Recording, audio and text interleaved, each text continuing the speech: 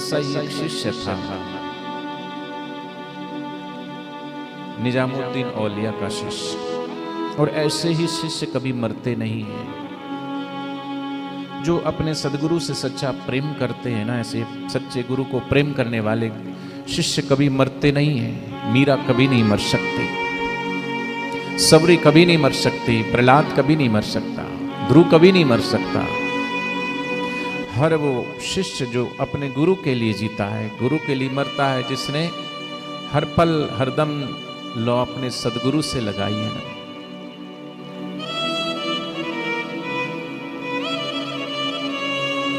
ऐसा ही शिष्य खुसरो था और इतना चाहता था कि उसकी सबसे बड़ी कमजोरी, और ये कमजोरी नहीं, ये सबसे बड़ी कह सकते हैं पकड़ है। एक ऐसी पकड़ कि जो 84 लाख जन्मों की पकड़ को, संसार की पकड़ से तो अच्छा है कि गुरु की लगन की पकड़ बन जाए, गुरु चरणों की पकड़ हो जाए। मैंने गुरु से दूर होना ही नहीं चाहता, अपनी आंखें गुरु से, नजर गुरु के मुख से हटाना ही नहीं चाहता। गुरु मूरत मुख चंद्रमा, सेवक नैन चकोर, 8 पहर निरखत रहूं। और साधक जानते हैं कि बापूजी की एक झलक पाने के लिए कितने हम आतुर रहते हैं, कितने हम व्याकुल रहते हैं। वहां जोधपुर में आज भी कितने भाई, कितनी माताएं अपना घर बार छोड़ के किराए पे रहती है, जेल के बाहर बैठ करके जप करते रहते हैं। औरों के लिए जेल होगी, लेकिन वो धरती नसीबा वाली जहां मेरे गुरु बसते, जहां सदगुरु विराजमान है, वो धरती नसीब वाली। भगवान शिव कहते हैं वो काशी क्षेत्र है जहां शिव का वास है, जहां सदगुरु का वास है वहां शिव का वास है। और ऐसी जगह पे बैठ के जप करते हैं, सुमरन करते हैं। पूज्य गुरुदेव ने कहा था कि यहां मत आना, भीड़ होगी, अपने अपने निकट के आश्रम में जाकर के गुरु पूनम मना लेना। लेकिन प्रेम ऐसा है ना,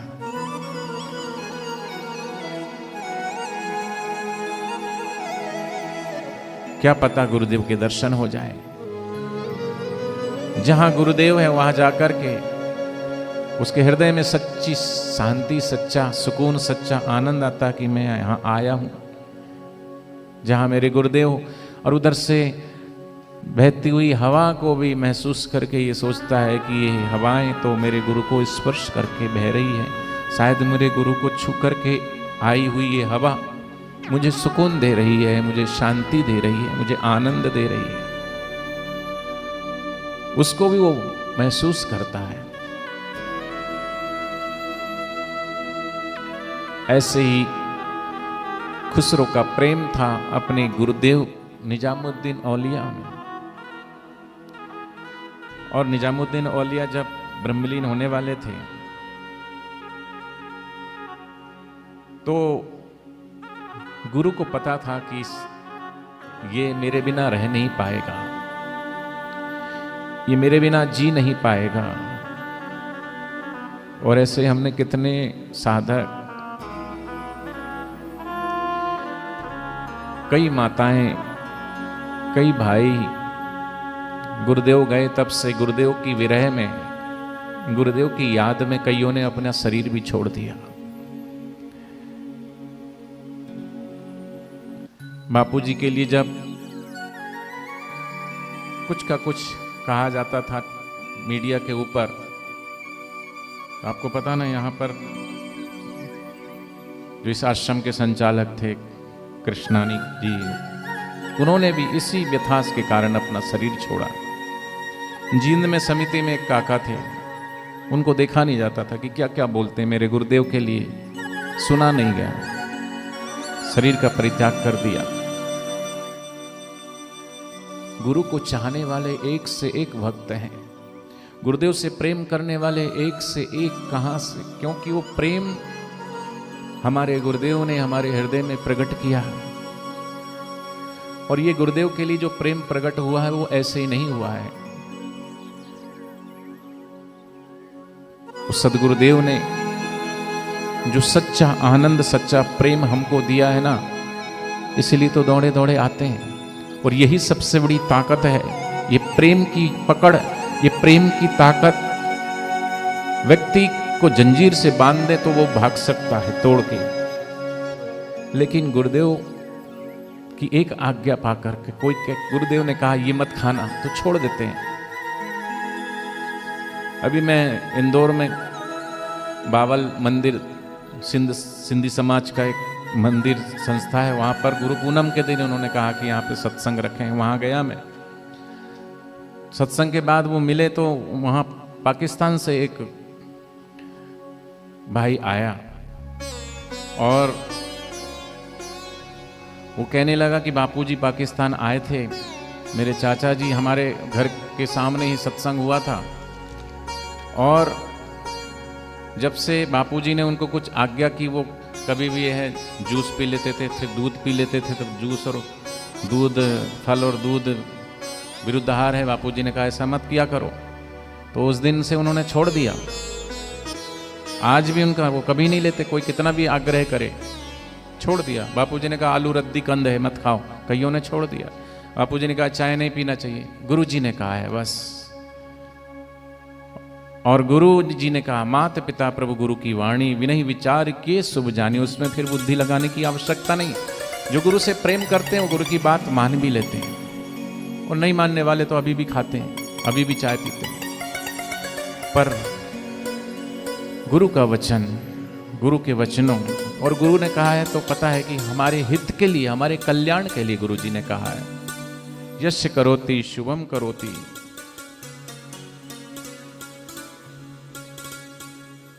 तो आज वो गुरु को प्रेम करने वाला खुसरो, उसको गुरुजी ने अपने से काफी दूर भेजा, क्योंकि उनको पता है कि अब मुझे देह परित्याग करके जाना है, पर ये विछोह, ये विरह, ये पीड़ा ये न सह सकेगा, इसलिए सेवा में भेजा उसको। और जब वो कई दिनों के बाद जो सेवा दी थी उसको करके लौटा, तो मन में बड़े ख्याल, मन में बड़े भाव लेकर के वापस आ रहा था। मैं गुरुदेव से मिलूंगा, मैं ये बात करूंगा, मैं वो बात करूंगा। साधक भी कई बार ये कहता है, सतगुरु की कोई खबर लाता नहीं, पर गम जुदाई का सहा जाता नहीं। दिल तो चाहता है सदगुरु को खत लिखूं, फिर लिखने बैठे तो क्या लिखूं? ऐसी कौन सी बात है जो मेरे सदगुरु नहीं जानते? ऐसी कौन सी चीज है जो मैं लिखूं और जो गुरुदेव को पता नहीं? उनको तो सब पता है। मैं क्या लिखूं? कुछ समझ आता नहीं कि लिखूं भी तो ये लिखूं तो क्या ये जो लिखा मैंने ये नहीं जानते गुरुदेव? क्या मैं ये लिखूं तो क्या ये गुरुदेव नहीं जानते? तो ये भी कहता दिल तो चाहता है गुरु से जा मिलूं।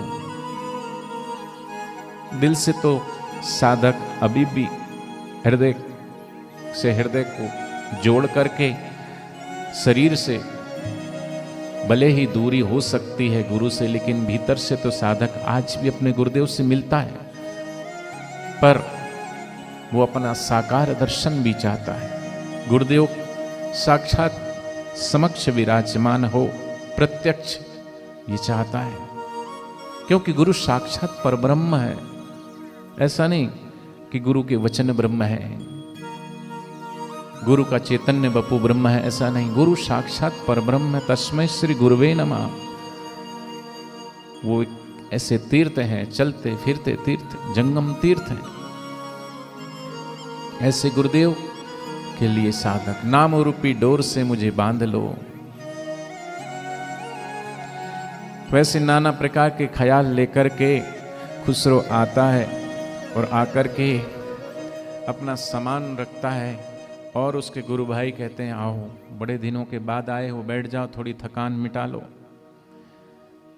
थकान तो मिटेगी, पर आप सबका अनुभव है कि जब पूनम दर्शन के लिए साधक कितनी दूर दूर से आते थे, कोई 500 किलोमीटर, कोई 1000 किलोमीटर दूर से भी आ जाता, कितना ही थका मांदा हो, पर देह भाव होता ही नहीं था ना, तो थकता नहीं। जब हम देह भाव में होते तभी थकान होती। लेकिन बस ललक है गुरु जी के दर्शन हो जाए, बापू जी के दर्शन हो जाए, बापू जी की एक झलक दिख जाए, बापू जी की झलक दिख जाए और साथ में गुरुदेव की दृष्टि पड़ जाए। और गुरुदेव के प्रति ये साधकों के भाव ही होते थे कि आगे आगे वाले तो गुरुदेव के दर्शन कर लेते थे, लेकिन जो दूर पीछे बैठे हैं उनके मन में भी भाव उठते थे कि हम भी निकट से दर्शन करें गुरुदेव के। भीड़ इतनी होती थी कि हर कोई निकट नहीं पहुंच पाता था, लेकिन उनके जो हृदय के जो भाव है ना, वो हृदय के तार हृदयेश्वर तक पहुंच गए। और गुरुदेव ने ऐसी युक्ति कि चलो रेलगाड़ी बना दो, पीछे तक चले जाते हैं, भक्तों के बीच में चले जाते हैं, ताकि लोगों को निकट से दर्शन हो जाए, प्रसाद मिल जाए। साधक भी गुरुदेव के दर्शन करके उसकी थकान मिटती है, उसकी प्यास बुझती है। आज खुसरो आया है बहुत दिनों के बाद,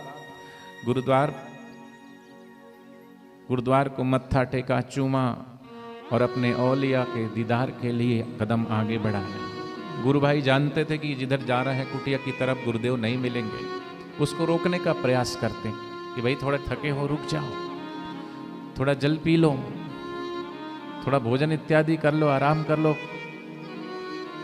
बोले असली प्यास तो गुरु दर्शन की, कितने दिनों से मैंने दर्शन नहीं किए, कितने दिन हो गए। साधक भी, कई सारे साधक मन में कि कितने दिनों से, कई लोग तो पहुंच जाते हैं जोधपुर, इन प्रकार दर्शन करके आ जाते हैं, पर कई साधकों को मन में होता कि हमको इतने दिन से गुरुदेव के दर्शन नहीं। दिन बीते महीने बीत गए, 10 साल भी, बापू आपके दर्शन के बिना अखियां हैं बेहाल सी। उसको रोकने का प्रयास करते हो और आगे कदम बढ़ाता है। मैं तो गुरुदेव के दर्शन करके ही जल पीऊंगा। कितने सारे साधक पूनम को दर्शन भरने आते थे, दर्शन करने के लिए पूनम भरने को, जब तक गुरुदेव के दर्शन न हो पानी तक नहीं पीते थे। भोजन की तो बात छोड़ो। कई बार ऐसा भी होता था, बहुत सारे भक्तों को दर्शन तो हो जाते थे, पर किसी की ट्रेन लेट हो गई, किसी की गाड़ी चूक गई, दूर से आया है, सुबह का सत्संग दर्शन तो छोड़ो, शाम का भी नहीं हो पाया, और शाम का भी नहीं हो पाया तो गुरुदेव तो चले गए दर्शन देकर के निवास पे। कहाँ रुके? कई बार आश्रम में रुकते थे, कहीं दूर रुकते थे, कहीं भी हो, कितनी भी दूर हो, कितने भी एकांत में हो, पता करके भक्त पहुंच ही जाते हैं। और वहां पहुंचते पहुंचते भी समय हो जाता था, गुरुदेव आराम में चले गए, 10-11 बज गए रात को वो पहुंचा। कुछ ऐसे भक्त होते थे। और वहां जाके भी पता चला कि गुरुदेव ने तो दर्शन दे दिए और चले गए। सब तो अपने अपने घर चले जाते हैं, लेकिन कुछ वो भक्त जिन्होंने अभी भी दर्शन नहीं किया, अभी भी प्यासे हैं, आसन बिछा के माला जपना शुरू कर देते हैं कि रात बीतेगी यहीं। दिन तो चला गया, रात बीत जाए, जप करने लगता है। गुरुदेव तो आराम में चले गए, लेकिन इसकी पुकार गुरुदेव तक पहुंच जाती है। और बापूजी कई बार आपने देखा कि देर रात को भी टॉर्च लेकर के आ जाते हैं, गेट के मेन गेट पर, मुख्य द्वार पर आ जाते हैं कि शायद अभी भी कोई आया है, शायद अभी भी कोई मुझे पुकार रहा है, शायद अभी भी मुझे कोई बुला रहा है, जिसने दर्शन नहीं किया, जिसने जल नहीं पिया है, जिसने अभी तक कुछ भोजन नहीं किया है। ऐसा ध्यान रखते हमारे बापूजी, तभी तो हम गुरुदेव को चाहते हैं, ऐसे नहीं चाहते। वो गुरुदेव जो अपने भक्तों के लिए ऐसे नहीं कहते, साधकों को पीड़ा ना हो, साधकों को कष्ट ना हो। आपको पता है ना, गुरुदेव का स्वास्थ्य बीच में लड़खड़ाया था, पूज्य बापूजी हॉस्पिटल में थे। एक पत्रकार ने पूछा था बापूजी से, वो वीडियो अगर आज भी आप बापूजी का देखोगे ना, तो आपकी आंखों में, आपका दिल भर आएगा, आपकी आंखें से आंसू आ जाएंगे। क्योंकि गुरुदेव बोलते बोलते गुरुदेव की आंखें भर आई, हृदय भर आया और गला रुंध गया। पत्रकार पूछता है, बापूजी आप कुछ अपने भक्तों को कुछ संदेशा देना चाहते हैं? बापूजी को कई बार कुछ पीड़ा होती है तो हम तुमको बताते नहीं, क्योंकि बापूजी कहते सुख बांटना है, दुख को पचाना है।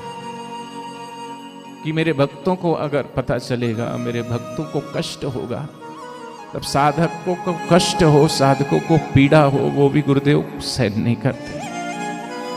कोई भक्त अगर धूप में खड़ा है तो भी कहते कि धूप में क्यों खड़े हो, तुम्हारा दिमाग कमजोर हो जाएगा, तुम्हारी आंखें कमजोर हो जाएगी, छांव में आ जाओ, सिर पे कपड़ा रख लो, अंदर आ जाओ।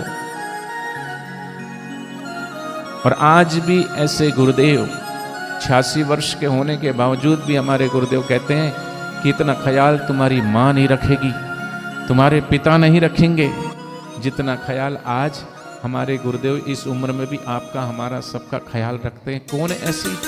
इसलिए बोलते हैं गुरु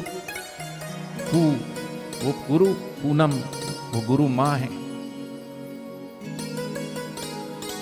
इसलिए खुसरो गुरु भाइयों की बात को अनदेखा करके कुटिया की तरफ बढ़ता है, मत्था टेकता है, द्वार खटखटाता है, लेकिन द्वार नहीं खुलता। पुकार रहा है भाव से।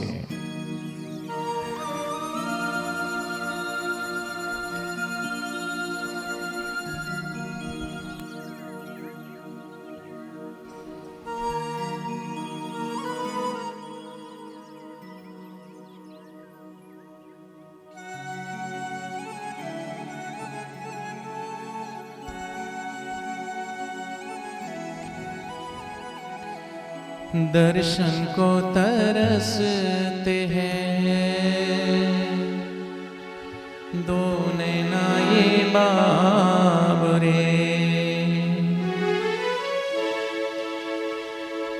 गुरुदेव चले आओ,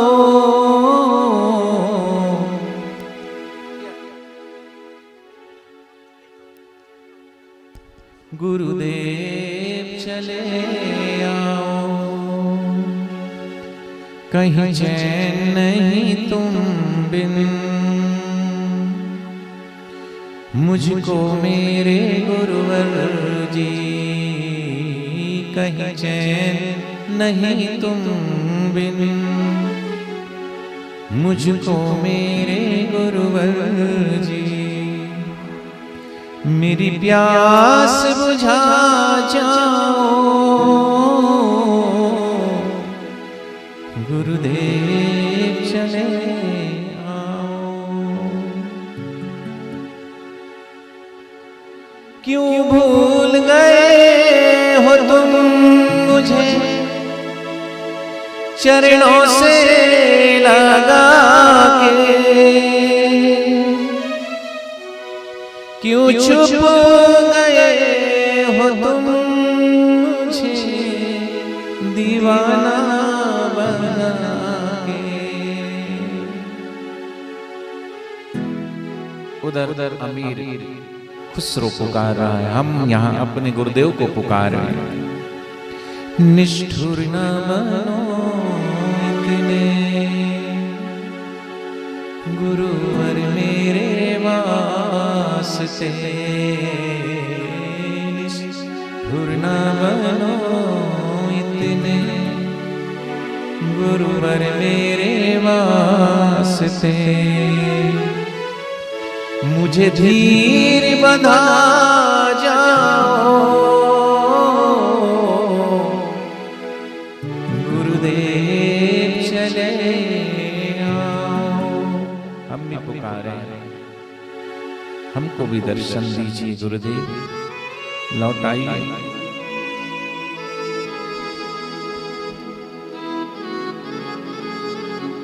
खुसरो भी पुकार रहा है, इतने दिन हो गए दर्शन किए, आज तो इन आंखों की प्यास बुझेगी, गुरुदेव के दीदार होंगे। आज दरस की जो मन में संजोई है, आस दरस की जो मन में संजोई है, तेरी यादों में ये सुरता खोई है गुरुदेव। अब तो दर्शन दीजिए, अब तो आइए, द्वार खोलिए, दीदार कराइए, नाथ दर्शन दीजिए गुरुदेव। पल पल मुझे तन्हाई के तड़पाने लगे हैं, आशाओं के फूल भी मुरझाने लगे हैं।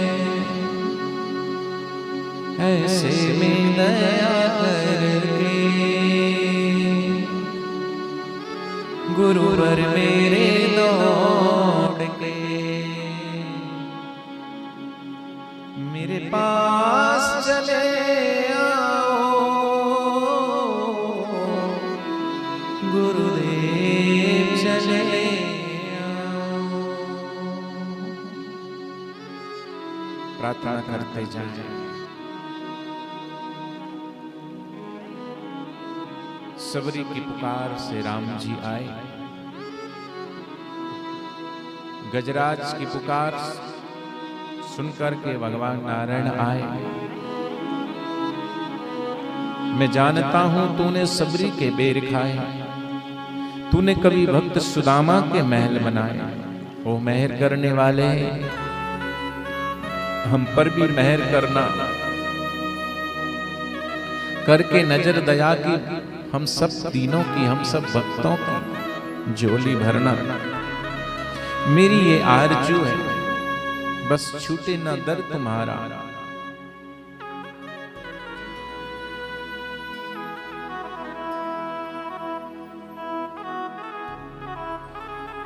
हे गुरुवर मेरे आपको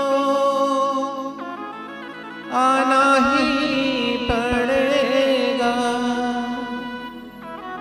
साधक पे तरस गुरुवर जी खाना ही पड़ेगा। रख भी लो वचन मेरा, रख भी लो वचन मेरा, अब तो मेरे प्यारे जी।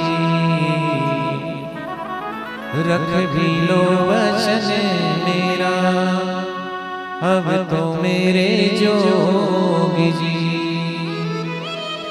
मुझे और न तरसाओ, गुरुदेव चले आओ। दर्शन को तरसते हैं,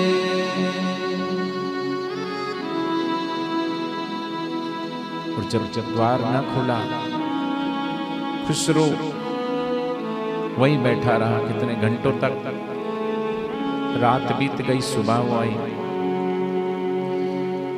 आखिर उनके गुरु भाइयों ने बताया कि औलिया तो ब्रह्मलीन हो गए। जैसे ही ये खबर सुनी, जिधर उनको दफनाया गया था, समाधि दी थी, वो दौड़ पड़ा उस तरफ। दौड़ करके जाकर के समाधि में ऐसे दंडवत लेटा। लेटा तो लेट ही गया, फिर उठा नहीं, क्योंकि अब गुरु के बिना जीना गवारा नहीं। इसलिए निजामुद्दीन औलिया की समाधि पर अमीर खुसरो ऐसे लेटा कि दोबारा उठा ही नहीं। हमेशा हमेशा के लिए गुरु के चरणों में अपनी प्राण को निछावर कर दिया। इसलिए तो गुरु ने उसको नाम दिया था अमीर। वो दिल का अमीर था, श्रद्धा का अमीर था, प्रेम का अमीर था, भाव का अमीर था, निष्ठा का अमीर था। गुरु के चरणों में मर मिटने वाला था, गुरु के लिए सर्वस्व अर्पण करने वाला था। तभी तो उसको बाहर की दौलत प्राप्त हुई, वो भी गुरु के चरणों में अर्पण कर दिया, नश्वर दौलत। और 2 चरण पादुका गुरु की, अभी हमने गुरु की जो पादुकाओं का पूजन किया, ऐसे ही निजामुद्दीन औलिया की 2 पादुकाओं के लिए 39 ऊंट से भरे हुए हीरे मोती जवाहरात सब कुछ देकर के गुरु की 2 पादुकाएं ले लिया। तभी गुरु ने वरदान दिया था कि खुश रहो, होंगे दुनिया में बड़े बड़े अमीर, लेकिन मेरा तू सच्चा अमीर है, क्योंकि तूने जो सौदा किया वो घाटे का नहीं है। लोग तो दुनिया में आते हैं, अपने जीवन को यूं ही गवा देते हैं। अनमोल तेरा जीवन किस ओर जा रहा है, किस ओर तेरी मंजिल, तू किस ओर जा रहा है। कोई लाख में गवा रहा, कोई करोड़ में गवा रहा है, पर अपने श्वास यूं ही गवा रहा है, कोई काम के नहीं है। पर तूने गुरु के चरणों में बैठ कर के जो पाया है, उसकी कीमत तुझे पता है, गुरुद्वार की कीमत तुझे पता है, गुरु चरणों की तुझे कीमत पता है। इसलिए तूने अपना सर्वस्व जो बाहर की संपदा थी उसको दे करके, और जो भीतर की संपदा पाने का द्वार है गुरुद्वार और गुरु के चरण, उनको तूने अपना लिया। इसलिए गुरुदेव कहते, शिष्य ने कहा मेरे जीवन भर की पूंजी थी गुरुदेव। गुरु कहते एक जीवन की पूंजी तो क्या, 84 लाख जन्मों की कमाई और पूंजी भी लगाकर अगर गुरु की करुणा, गुरु की कृपा को पा लें तो भी सौदा सस्ता है, महंगा नहीं है, सौदा सस्ता है। ऐसा पाया खुसरो ने। हम भी सच्ची श्रद्धा से, सच्ची लगन से अपने गुरु की करुणा, गुरु की कृपा को पाएं, क्योंकि सदा भजो गुरुदेव को, गुरुबिन नाही कोई अपना, गुरुबिन नाही कोई अपना।